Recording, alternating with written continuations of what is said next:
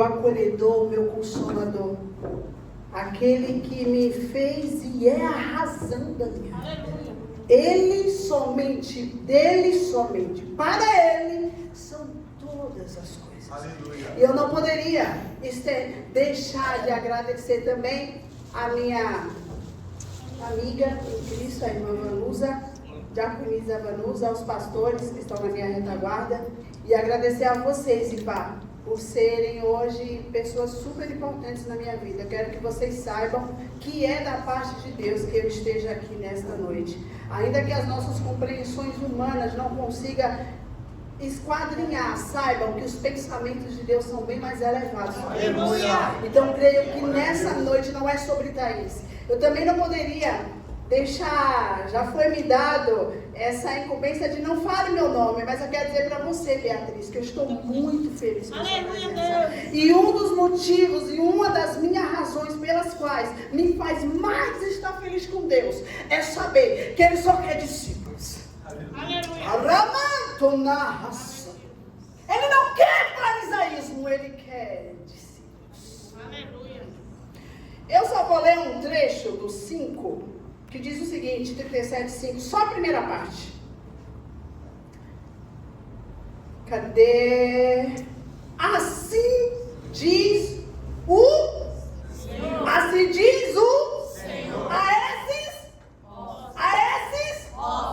Osso tem vida? Não. Osso tem vida? Não. Agora vamos lá em Ezequiel 6. E no versículo 5. Vejam bem.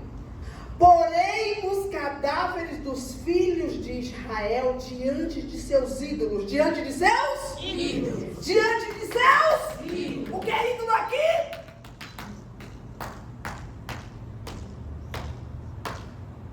Aqui é. Aleluia. Ramanda raça. Nem raça. E espalharei os vossos ossos. Isso aqui era só uma profecia. 37 é cumprir.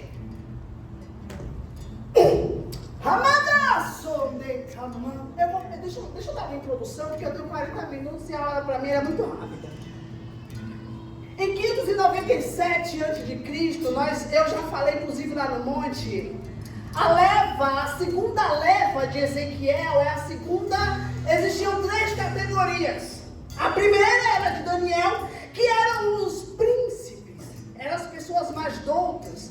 O próprio livro de Daniel vai dizer que Daniel estava ali examinado por todos os jovens, e a nossa diaconisa Lúpia foi muito feliz também quando falou sobre Daniel, e todos vocês já conhecem junto com isso, Sadraque, Mesaque e Abednego, mas não é sobre eles.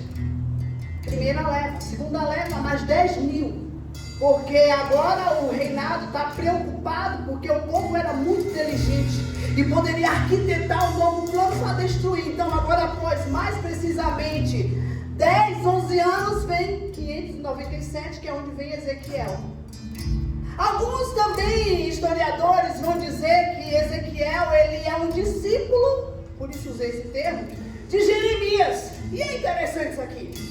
Porque Jeremias veio na terceira leva, que eram as pessoas mais pobres, desprivilegiadas, onde o reinado não se preocupou. Por quê? Porque onde tem classe social baixa, ninguém se preocupa. Onde tem pessoas que o estereótipo é mais fragilizado, ninguém se preocupa. E eu achei isso aqui interessante.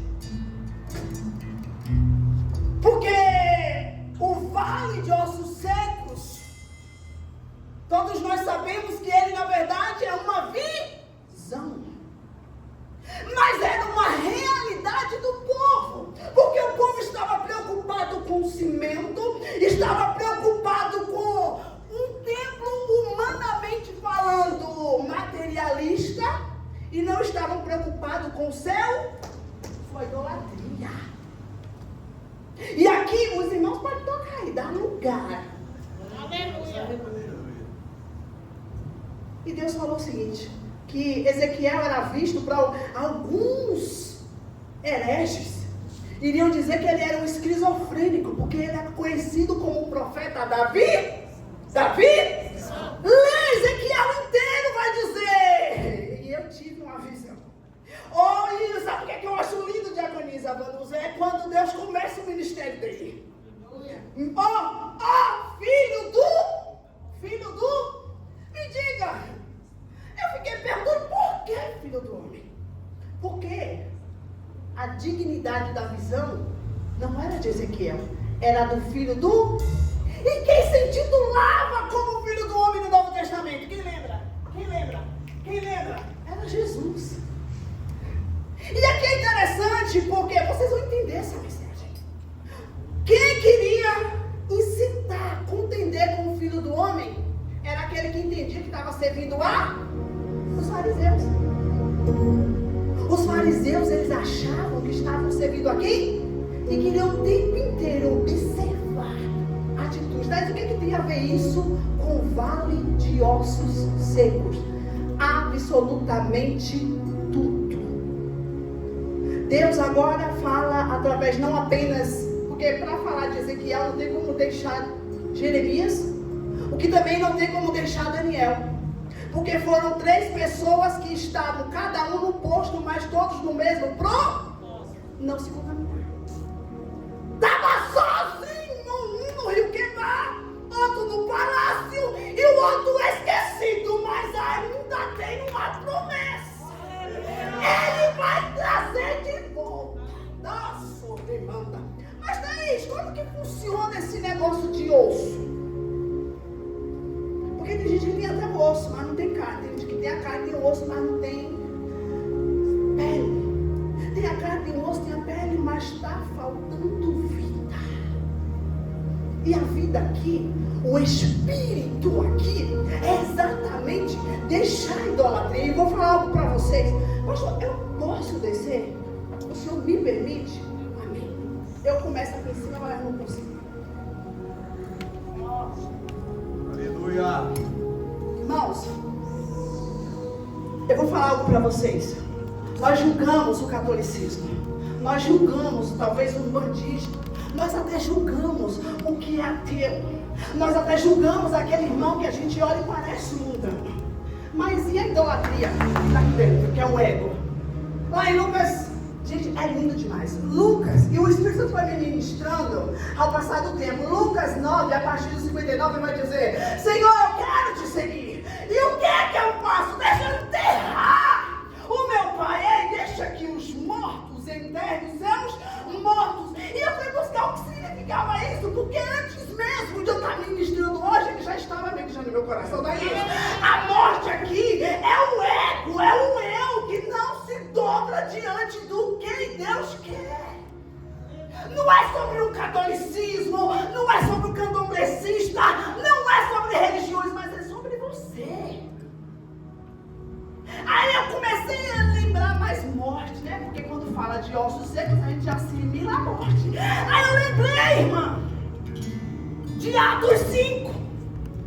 Acaso, Ananias, foi isso que você conseguiu de renda? Foi. Tinha homens, ou alguns chamavam de anciões, que ficavam separados para puxar os mortos. Aqui é muito forte. Quem é morto, enterra morto. Quem ficou morto, tem vida de morto. Não vê nada, não entende nada, não busca nada, não consegue se desprender. Não é Thaís que está dizendo, não. O irmão da Filipenses, falando sobre o desprendimento dessa terra. Aí minha irmã fala da tribulação, lá em 2 Coríntios 4, sabe o que eu entendo? Quando nós nos aproximamos de Deus, vem a tribulação, mas não vem tribulação que não seja momento, mas a que há de vir não será comparada. E por que eu comparo? Por que eu tenho essa comparação? Por que eu comparo meu irmão do lado de perto e perco a essência que Cristo quer fazer em mim? Deus falou no meu coração que vale de osso seco a idolatria do povo de Judá e de Israel, que não queriam reconhecer. Eu quero dizer aqui que um povo que é separado, que é escolhido, mas ainda não entendeu que Deus chamou você. Eu digo para você uma coisa: eu falo isso porque eu sou isso. Eu sou uma fruta do final de feira, que nem pessoas em condição de rua querem usufruir. Eu sou aquela que o varredor empurra e Deus diz: é você que eu quero. Eu quero porque ninguém te quer. Eu te escolho porque ninguém te escolheu. Eu invisto em você porque ninguém te investe. E quando ele olhou para Ezequiel, ele fez isso. Quando ele olhou para Daniel, ele fez isso. Daniel aqui é um bem estruturado. Ezequiel também, mas olha para Jeremias sozinho. Nem a família compreendia, mas ele sabia que tinha chamado ele. Você sabe verdadeiramente que ele chamado? Eu vou pedir para baixar só um pouquinho, só um pouquinho. Você sabe quem te chamou? Quem te colocou nessa cadeira? Aleluia. Falar algo para vocês. Eu nem queria que isso fosse gravado, mas eu tenho um sangue doce, a não gostar demais de aparecer nela. Deixa eu falar algo para vocês, isso aqui não é mentira. O Espírito Santo de Deus não move. Eu falei assim: Senhor, eu vou estudar, eu vou ler, mas a palavra vai vir do céu. E é do céu. Nada aqui é premeditado, viu, irmão Leonardo? É Leonardo, né? Nada aqui é premeditado, é instantâneo. Ele falou: fale isso. Eu falei: Jesus, mas não queria, mas ele falou. Vou falar para vocês. Essa pessoa que vos fala, ela é fruto de um estupro de uma criança de 12 anos de idade. Um pedófilo de 51 anos pegou uma criança e abusou sexualmente. Essa mãe agora, uma criança de 12 anos, não compreendia absolutamente nada, adoeceu e ninguém da família sabia. E sabe o que é interessante? É que essa mãe agora tem uma depressão severa e 24 horas para ela é presa dentro de um quarto escuro. Interessante que... Cadê a imagem da campanha, irmão? Põe aí pra mim, por favor, porque essa imagem me chamou muita atenção. Da campanha onde tem a minha foto. Você tá vendo essa foto? Ela foi cortada. Julho de 2024. Esse sorriso aí foi o sorriso da minha primeira foto com a minha mãe. Você sabe o que é isso? Aleluia. Glória a Deus. Deus falou o seguinte: você vai atravessar a Macedônia, vai na casa dela de novo. O perdão que você achou que tinha dado, você vai olhar para a face dela. E agora você não faz foto não? Peça uma! E Deus é tão lindo que eu não tinha foto nenhuma. E essa foto aí, esse sorriso é de verdade. Aleluia. Do lado tá minha avó, que foi o motivo pelo qual eu fui rejeitada. Ela não conseguiu aceitar a ideia de uma pessoa, uma criança, filha dela, que agora foi para uma consulta porque estava doente. O médico olhou para ela, irmã Nicole, e falou: sua filha está grávida. O susto foi grande, ela pressionou essa criança. Foi quando a criança quis ser um amigo da família. Isso aqui é uma alerta. Qual é o amigo da família que tem entrado na sua casa? Está desgastando seus relacionamentos, seja ele conjugal, familiar ou até mesmo com Deus. Vamos lá que eu preciso correr. Durante essa história de parecer um ratinho, aquele hamster que eu não quero. Thaís foi rejeitada desde um... Irmão, eu falo o seguinte, Manúbia. Nas leis atuais, fruto de um estupro, vai viver? Vai, não acredito. Não vai. A própria lei, quando uma criança entra 12 anos no hospital, ela vai mandar aborto? O que era para ser aborto na tua história, o Senhor vai fazer nascer. Deixa eu lhe dizer, o choro, ele pode até não ter visão, mas tem autoridade. A casa dele, ele pode até estar torta, mas ele ainda é santo. Ministério uma vez, ministério sempre, ungido uma vez, ungido sempre. Não é a mão de Deus, é você. Não é o ouvido de Deus, é você. A sua idolatria, o ego. A idolatria aqui, de Ezequiel 37, foi porque o povo abandonou os preceitos de Deus. Só que na atualidade, o Espírito Santo de Deus falou para mim, que a idolatria é o ego. E hoje, nessa noite, ele falou comigo de perdão. Por isso que ele falou para eu falar o testemunho. Durante 17 anos da minha vida eu chorava dia e noite, noite e dia, dia e noite, noite e dia. Todo mundo era meu pai. Uma história que eu nunca vi baiano para gostar de render assunto. É lá da minha terra. Só que nesse meio tempo, daí sofria por demais. E Thaís apanhava que, meu Deus do céu, quando eu lembro hoje, eu falo, não, realmente foi Deus que me escolheu, porque eu não teria sobrevivido. Thaís com 6 meses de idade, o quarto dela, o candeeiro, cai, pega o incêndio, todo mundo dormindo, tá lá, Thaís sobrevivendo, intoxicação. Thaís passou desse... Isso aqui é muito lindo, irmão, isso aqui não é mentira, tá? Até nesse mesmo período que eu estava lá, quando a minha tia Thaís, você realmente, eu não sei dizer o que foi na sua vida não, você perdeu todos os sinais vitais. Por isso que não é sobre crédulo religioso, é sobre essa idolatria. Me levaram, porque antigamente minha mãe ela era adepta ao candomblé, e ela fazia apologia cósmica da minha mãe. Não sobre mim, mas sobre a minha irmã. E aí me levou na benzedeira, já tinha perdido tudo, e eu vou ter. Só que eu não vou contar do meu sofrimento, porque ele é muito vasto, mas eu vou contar só do finalzinho, como Deus mudou a minha história. Certo dia, depois de apanhar demais, e nunca ser privilégio para a vida de ninguém, porque, embora eu sou filha adotada, eu não gosto de usar esse termo, porque quem me escolheu desde o ventre, não importa como eu fui gerada. E por que eu disse que eu sou a fruta do final de feira? Porque se alguém olhar para a minha história, jamais me escolheria.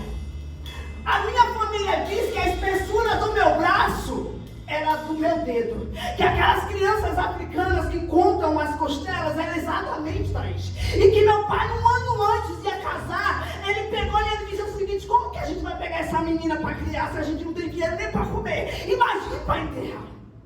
Essa pessoa que está aqui gordinha hoje. E gosta de comer, que é uma beleza. Aleluia. E Deus olhou para essa pessoa, mais uma vez tirou do estado de desnutrição severa. Passou muito sofrimento, não vou falar sobre o sofrimento, eu vou falar sobre o ápice, Atos 9.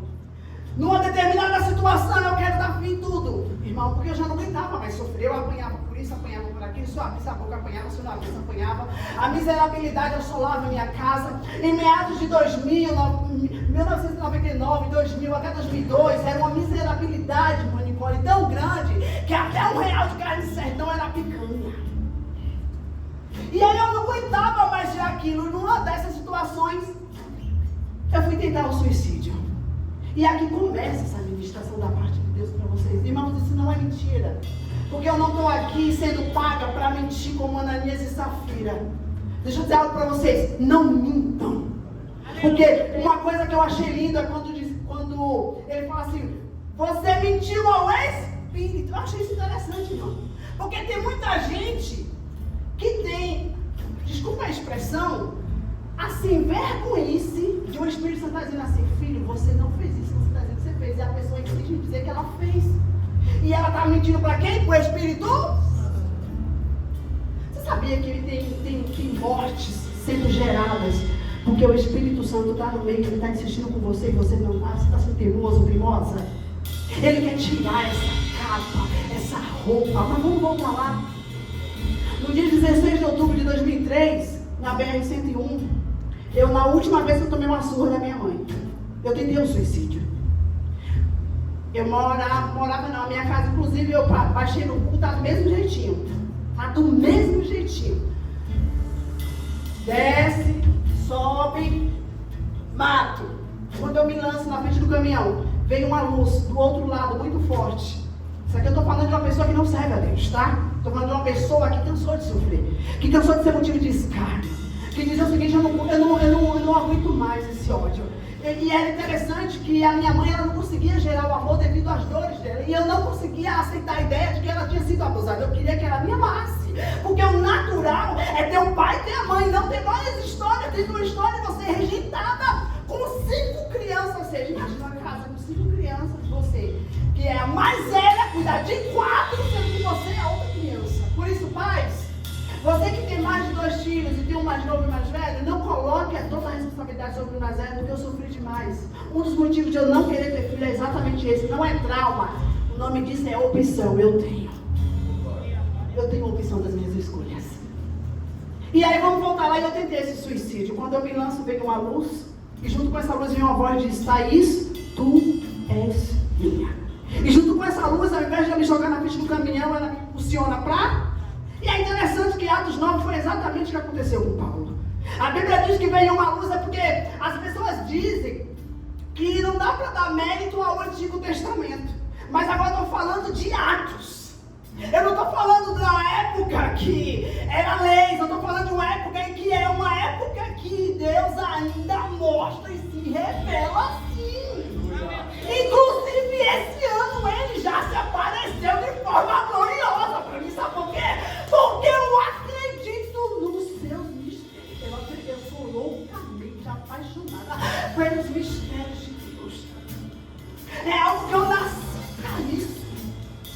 E quando essa voz vem, me lança para trás. Eu digo, a partir de hoje eu sou crente, mas se foi Deus eu quero um sinal. Minha irmã de 13 anos se converte. Sinal, salvação. Irmãos, eu falei em 2013, estamos em 2024. É muito tempo.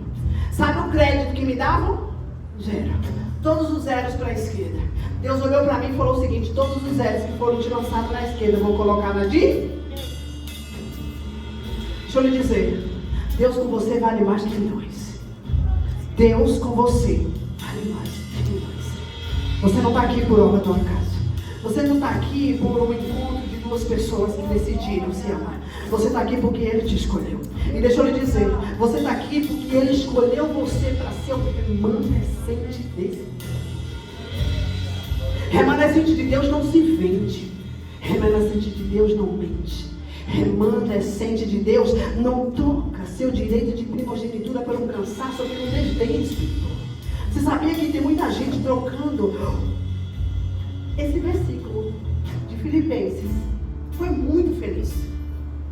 Porque Jesus, ele fala o seguinte: ninguém que põe a mão no arado, Lucas 9, é apto e... Você quer continuar? Eu comecei a fazer um serviço para Cristo. Eu digo que eu sou de Cristo. Mas quando Cristo me chama, eu olho para trás e digo, calma aí que já eu chego. É assim que funciona? Deixa eu me dizer. Ele não mandou o filho abandonar o pai. Ele disse o seguinte: quais são os teus privilégios da terra? Eu quero tirar. Porque os teus privilégios da terra são mortais e às vezes diabólicos. Mas eu quero investir em você no alto que nem a carne, nem a ferrugem, nem a traça, nada consome. É melhor. Ainda que tu passe por tribulações visíveis, o invisível está produzindo vida eterna. Foi o que foi lido. Não importa qual seja a situação que você esteja vivendo. O que é mais importante? Você foi gerado para ser remanescente de Deus. Na sua faculdade, perdão, seja remanescente. Lá no seu trabalho, seja remanescente. Sabe outra coisa que eu achei interessante sobre Ezequiel? Que também eu gosto de associar o Velho ou o Antigo e o Novo Testamento. Lá no início, entre 1, 2 e 3, vai falar sobre o ministério e a vocação de Ezequiel. E é interessante que quando ele foi chamado para um povo e o povo rebelde é o próprio povo de Deus. Aí ele olha e diz o seguinte: eu te pus por atalaia, mas por um tempo tu não vai falar. Isso está lá no capítulo 3 e também no 24 de Ezequiel. Vai dizer que por um momento ele fica mudo. Aí eu lembrei quando Deus fez uma promessa para Zacarias, que ele também ficou. Deixa eu falar algo para vocês. Não permita, porque aqui tem um porquê de ficou mudo. Porque no tempo certo ele ia falar. Mas no caso de Zacarias foi a incredulidade de não acreditar que quem fez a promessa era fiel para cumprir. Igreja, irmãos, não sejam mortos espirituais. Não permita. E é interessante que aqui no 6, capítulo 6, verso 5, vai dizer que o próprio Deus deu uma visão para ele. E ali ele diz o seguinte: eu espalharei os vossos ossos sobre os vossos altares. Esse altar aqui é isso aqui, igreja. O nosso ego, a falta de perdão, disse-me-disse, a mentira, a fofoca, o engano, a prostituição, a pornografia,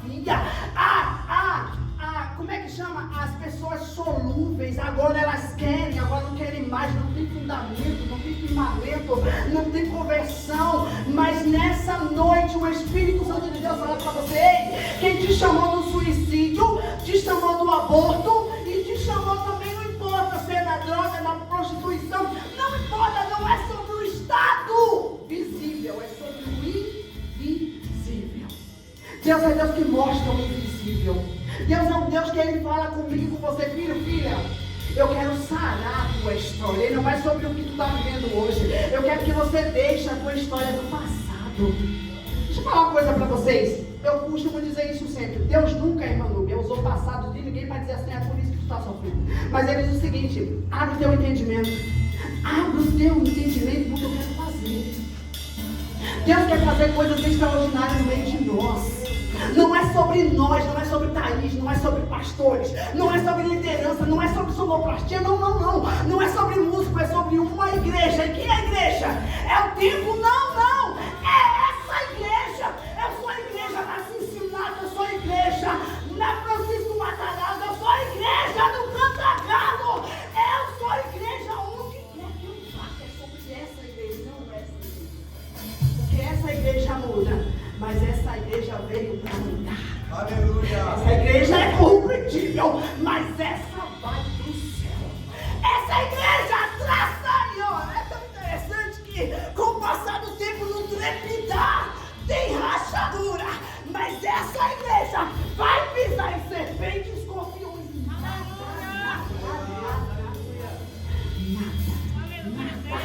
Nem o inferno, nem o sangue, nem o principado, nem a morte, nem o porvir irá nos separar. Deixa eu falar para vocês. Sabe o que é que eu tinha no meu coração? Até os meus 17 anos? Sabe, irmão, eu não sou ex-nada. Assim, eu me prostituía, eu roubava. A única coisa que de vez em quando eu roubava era a manga. Mas Deus me perdoou que teve um dia que eu comecei a ler a Bíblia e eu abri Efésios. Aquele que furtava não custes mais. Eu ia bem pegar a manga. E era do mundo do vizinho. Eu, que pode. Fala pra vocês. Deus, ele fala ali em detalhes. Porque eu quero detalhes de Deus. Eu quero viver detalhes de Deus. Eu quero ser um detalhe de Deus. Eu quero abraçar quem ninguém abraça. Eu quero estar com quem ninguém quer. Porque hoje estamos num período em que todo mundo é juiz. Não tem um réu. E sabe o que é interessante? Que nem Deus está como juiz. Ele hoje é advogado. Porque o juízo é lá naquele dia. E naquele dia grande será a surpresa. Porque quem você condenou, quem você julgou vai estar lá e você vai ser, mas eu estava cheio de dom. A Bíblia diz que o vínculo da perfeição é o ar e cobre pecados. As pessoas não amam mais. Falam de Deus, mas não sabem quem é. Falam de dentro, falam de igreja, mas não sabem, não entendem o que é ser igreja. Tudo que eu tinha no meu coração era ódio, amargura da minha mãe. Sabe quem é o homem que me fez? Nunca vi nem por foto. Dizem que a única coisa que eu tenho dele é que eu sou pretinha. E até isso foi um privilégio de Deus. Porque muitos quando olham para mim, olham para o meu estereótipo. Negra, amo. Rejeitada. Não tem ninguém por ela. Você enganou hoje? Eu não sei qual é o seu estado emocional hoje. Eu não sei qual é a sua história. Eu não sei se é o ódio. Talvez tenha um passado aí atormentando o seu fantasma dia ou noite. Deus nessa noite veio para dizer o seguinte: eu vim para fazer pontes e não paredes. Eu vim para destruir os alicerces do inferno sobre a tua própria história. E sabe o que é interessante? Que quem vai fazer esses ossos virar um exército é você mesmo. É você mesmo. Deixa eu lhe dizer, a mão do Senhor estava sobre o profeta, mas a palavra era o profeta que dava. Ele só estava direcionado, mas ele foi vocacional. Deixa eu lhe dizer, Deus tem uma vocação, uma convocação sobre nossos ministérios. Mas deixa eu voltar sobre o perdão, porque já está passando os meus minutos. Eu lembro quando eu me converti, a palavra perdão, fala comigo, perdão. De novo, perdão. Eu não conseguia nem orar. Quando um certo dia, 4 irmãs, quantas irmãs? 4 irmãs, me converti na Batista, bem tradicional. O pastor ensinava, não pode falar em línguas. Aí eu chegava lá em Corinthians, eu sempre ia vir, porque eu gostava. Não proibais falar em língua. Aí tá eu, pastor, mas por que aqui está dizendo isso? A igreja de Bereia fazia isso. Por isso que eu gosto de estar com a Bíblia aberta. Porque enquanto a pessoa está pregando, eu preciso fazer igual a Paulo. Não, ele está pregando, eu sinto graça. Eu vejo que é de Deus. Mas peraí, deixa eu ver se está escrito. Porque eu já falei o que eu ouvi, não está na Bíblia. Deixa eu dizer algo para vocês. Vocês são e precisam viver o que Deus quer que você viva. E não apenas o que um pastor ou um instrutor da palavra diz. Porque naquele grande dia vai ser as tuas obras. Ah, o pastor mandou eu fazer assim. Então, não, calma aí, não estou dizendo para ninguém ser rebelde. Estou dizendo o seguinte: obedecei a voz do Espírito Santo. Não endureçais o vosso coração. Sabe por quê? Porque coisa triste é recalcitrar. E ali 4 irmãs orando e eu lendo a Bíblia e eu não tinha coragem de falar de perdão. Porque eu sofri demais, eu não aceitava a ideia de que eu tinha 4 irmãos e mãe às vezes falava bem assim, eu sempre ganhei muitas coisas, eu sempre fui muito comunicativa, a Cincinnati sabe disso, que eu falo até com os cachorros na rua. E é interessante que todo mundo sempre me dava as coisas. Até hoje é assim. Você acha que eu compro alguma coisa? A maioria do que eu visto, Deus manda na minha casa. Quantas vezes ele pôs o melhor eu vou pagar 500 reais no calçadão, mas ele diz o seguinte: eu sou o teu provedor. É sim, quando ninguém te dá nada, eu dou. Quando ninguém te veste, eu te vesto. E aí Deus olhou para mim, levantou 4 pessoas, intercedeu por mim. Intercede? A gente fala de Atos 12, estou falando de hoje, igreja. Estou falando de hoje. Jesus de hoje. E essas pessoas que oraram por mim, elas queriam que eu perdoasse a minha mãe. Porque meu pai não sei se viu. Sabe qual é o final de tudo? Eu saí do meio do mato, que as vigílias no Nordeste são assim, e fui para lá. E ali eu achei que estava me escondendo. E ali em silêncio, porque eu tinha vergonha até de falar, eu falei o seguinte para Deus em mente: Senhor, me ajuda a perdoar minha mãe. Irmão, foi só um pensamento, eu nem terminei de formular a oração. Até hoje eu não vi quem foi aquela pessoa. Ela pega na minha mão e diz assim: assim diz o Senhor, eis que no dia chamado hoje, eu faço elo entre você e a sua família e te dou a reconciliação.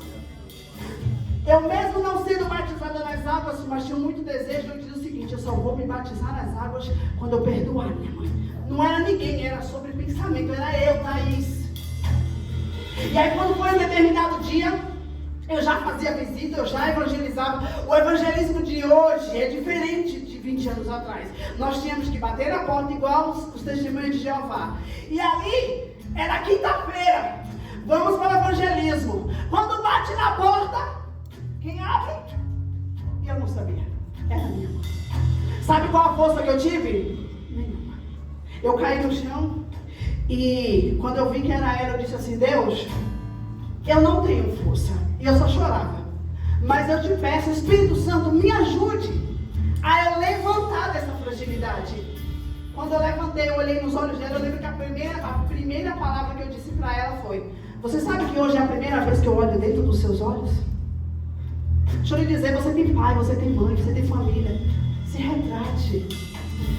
Até hoje eu tenho uma família muito grande, mas eu sou só. Meu marido não está aqui, trabalha o dia inteiro, trabalha direto, aquela correria. Às vezes eu não me exponho porque também não gosto. Mas deixa eu falar algo para vocês. Na maioria das minhas escolhas decisivas entre eu e Deus, eu estou só. Você não é crente porque seu pai é crente, porque sua mãe é crente, porque seu avô é crente, porque não é porque Deus fez uma promessa para você. Você está aqui sentado porque quem olhou para você falou o seguinte: você é meu, e eu te escolhi desde o ventre para fazer uma grande obra, e eu quero essa obra concluída, porque naquele grande dia a Bíblia diz que não há nada que passe despercebido, que seja bom, que seja mau, tudo será descoberto. Nessa noite ele diz: ó, até o que está oculto eu trago a espada. Vocês acreditam? Nesse dia chamado hoje vai ter coisas acontecendo que estavam escondidas. Ele vai dizer assim: eu estou colocando as pedras. Todo espírito de engano, toda idolatria. A idolatria aqui, igreja, não é sobre idolatrar um algo, mas é idolatrar o amantes de si mesmo. Eu não me proponho a isso, eu me enredo a isso. Talvez essa ministração não era exatamente o que eu desejava pregar. Eu quero desejar abraço, dizer isso, dizer aquilo, mas eu preciso dizer o seguinte para vocês: arrependei-vos. Essa é a palavra. Porque foi para isso que Ezequiel veio. Diferente de Isaías, que veio para falar de Jesus, diferente de Jeremias, que veio para anunciar o arrependimento, Ezequiel veio para falar para o povo rebelde, um povo de dura servir. Mas ele era um atá. Quem é a palavra de Deus tem visão panorâmica. Você não está aqui porque você se escolheu, mas porque Deus escolheu você. E sabe outra coisa que eu aprendi que é interessante? O atalaia de Deus, ele não pode abandonar o seu posto, porque todo soldado que abandona o posto é digno de morte. Deixa eu dizer uma coisa para vocês. Eu quero declarar vida nessa noite. Aleluia. É sobre vida. Não é vida sobre os escombros. É vida vindo dos escombros. Porque vai ter uma transformação. Sabe qual é o problema de hoje? O povo quer sentir Jesus, mas ainda sendo ossos. Ele manda dizer nessa noite: pode até movimentar, mas enquanto não tiver pele, enquanto não tiver nervo, enquanto não tiver carne, enquanto não tiver o Espírito, vai padecer. E vai chegar no lugar porque o próprio Jesus diz: olha, sem mim nada podeis fazer. Sabe, a tua casa é Ele. Sabe, a misericórdia é Ele. Sabe, a tua vida é Ele. Ele olhou para você. Você quis se jogar na frente de um carro. Você quis tomar um veneno. Talvez você se sentiu rejeitado sendo abraçado. E nessa noite Ele está dizendo: eu vim para curar a tua história. Só que antes da cura vem a transformação. Deus manda dizer nessa noite para vocês: esteja na minha mão. Veja o que eu quero que você veja. Faça o que eu quero que você faça. Porque quem vai mandar o vento é eu. Glória a Deus. Quem vai mandar o vento é Ele. Quem vai mandar o Espírito é Ele. Nessa noite, eu quero finalizar dizendo algo para vocês. Quem abraçou meu ministério foi? Não, quem abraçou meu ministério foi eu. É dele e eu abraço. Eu costumo dizer o seguinte: quando nós nos convertemos, com uma mão a gente se converte e com a outra ele diz: vai, porque grande é a seara e pouco são os ceifeiros.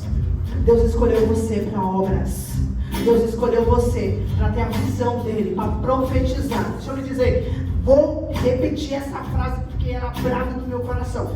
Transformai-vos. Que é muito bonito. E eu, Senhor, de lá de cima, depois que você rasga o coração, sai desse sepulcro caiado, porque o que Deus falou no meu coração nessa noite é sobre sepulcros. Você sabia? Eu tive uma visão de quarta para quinta sobre corpos em decomposições. E eu via vários bichinhos andando. E no meio desses bichinhos, no dia seguinte, eu sentia vários odores. Tinha pessoas que se aproximavam de mim, eu sentia um odor. Outra pessoa se aproximava. E a pessoa estava visivelmente bem vestida. Eu sabia que aquela pessoa estava com aquele cheiro. Vou falar uma coisa para vocês. A roupa pode estar cheirosa. Ela pode até estar te vestindo bem. Mas o que vai subir como incenso suave é a santidade que você gera dentro de você. É a transformação que é gerada dentro de você. E essa transformação é você que tem que gerar. Nessa noite Deus está dizendo: qual é a palavra que está saindo da tua boca? É de morte? Tu vai morrer. O que você busca? É mentira? Vai morrer. É prostituição? Vai morrer. Nessa noite Ele está dizendo: eu quero trocar tuas vestes. Tira essas vestes sujas. Tira essas vestes que estão podres. Um corpo emputrecido. Eu quero renovar a tua história. Eu quero regenerar a tua história. Eu quero fazer de você o que eu quero, diz o Senhor. Deus está tratando com pessoas aqui nessa noite. Ele está dizendo assim: eu estou te despindo de eus. Eus. Aqui é ego. Muita gente pensa que vaidade é uma roupa, é uma maquiagem, é um brinco. Não. O envaidecimento é de: eu sou aquela pessoa que... Você não é nada. Porque Deus fala que a glória dele para que ninguém se glorie. Não é nada. Ninguém aqui é coisíssima nenhuma. Não passamos de vermezinho de Jacó. Mas quando ele chama, ele diz assim: eu quero você. E eu finalizo nessa noite dizendo o seguinte para vocês: perdoem. Lavem-se. Lavem-se. Thaís, começa com quem? Comigo. Transformem-se. Regenerem-se. E eu não poderia passar esse microfone 1 minuto sem dizer o seguinte: você que não consegue liberar perdão, Perdoe. Você que tem um passado triste, amargurado, alguém te traiu, alguém te abandonou quando você mais precisou. E sabe o que é o pior? A pessoa nem sabe que te abandonou. Perdoe essa pessoa. E faça o seguinte, ao invés de você esperar ela ir ao seu encontro, vai ao encontro dela. Qual é aquela pessoa que você mandou uma mensagem no WhatsApp e machucou ela e você sabe que você machucou? Volta lá e pede perdão. Sabe aquela pessoa que você abriu mão dela e Deus colocou ela na sua vida para você andar junto? Ruth e Noemi? Abraça de novo, porque essa água quer correr aqui sobre esse corredor. Quem vai fazer a água, o vento, o fogo descer? É vocês. Essa é a grande oportunidade em nome de Jesus.